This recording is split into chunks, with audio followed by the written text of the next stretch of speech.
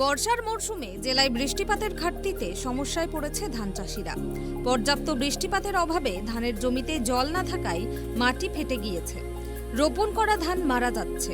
এরকম পরিস্থিতিতে বাঁকুড়া জেলার ধান চাষিদের মাথায় হাত। আগামী সপ্তাহের মধ্যে বৃষ্টি না হলে চরম সমস্যায় পড়বেন ধান চাষিরা। তাই বৃষ্টি না হলেও জমিগুলোতে জল সেচ করা অত্যন্ত গুরুত্বপূর্ণ হয়ে উঠেছে।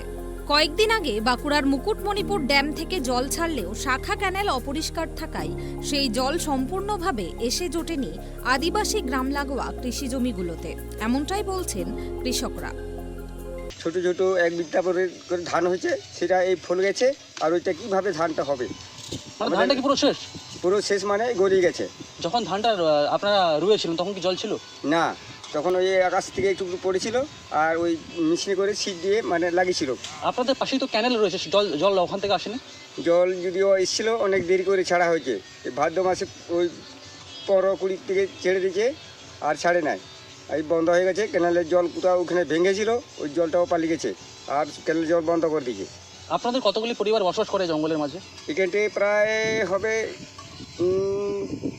আমাদের আদিবাসী পাড়ায় মোটামুটি 400-500 হবে। দাদা, এই যে ধান চাষ করেছেন, এটার থেকে কি আপনাদের সারা বছরের খাবার চাল হতো? হ্যাঁ, প্রায় হতো, তবে এই বছরটা হলো না। কেন? এই বছরটা এই আকাশে জল নাই, ক্যানেলে জল নাই। জল হলে ঠিকঠাক তাহলে মোটামুটি এই জমিতেই ওই ধান চাষ ভালোই করা হবে। জমি কি ফেটে গেছেন? ধানের কেমন ফলন কেমন হবে, কেমন এখন জল কেমন আছে জমিতে, কতটা সমস্যা, কতটা ভালো, কি বলবেন? না, এবছর তো ধান লাগিয়েছে, ধান এই বছর হওয়ার আশা নয়। অপরন্ত জল আষাঢ় মাসে জল হওয়ার জন্য ধান লাগিয়েছিলাম, পাশে কংসাবতী জল ছাড়ার জন্য ভরসায় লাগিয়েছিলাম যে ক্যানেলে জল ছাড়বে বলে। এবছর তো ক্যানেলটা পরিষ্কার করা হয় না, জল আপাতত ভালো পৌঁছায় না। একটু পৌঁছে গেলেও সে আর শেষ হয়ে গেছে জল। আপাতত এই বছর আর ধান হবে না। ধান কি মরে গেছে? মরে যেছেই। যে ধানটা বেঁচে আছে সে ধানটা কি আদৌ হবে? না, এই বছর ধানটা আর এটা নামে হয়ে গেছে, এই ধানটাই হবে না এই বছর। ধানের চাষ করো তোমরা এখানে? এখানে ধান চাষ করে, গুটকা করে, চায়না করে, অপরন্ত আবার স্বর্ণ ধানও করি।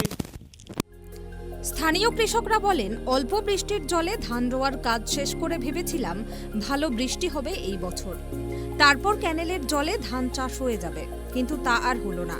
ছোট অবস্থায় ধানের শীষ ফুলেছে, এই ধান আর হবে না। সেই নিয়ে দুশ্চিন্তায় আছি আমরা।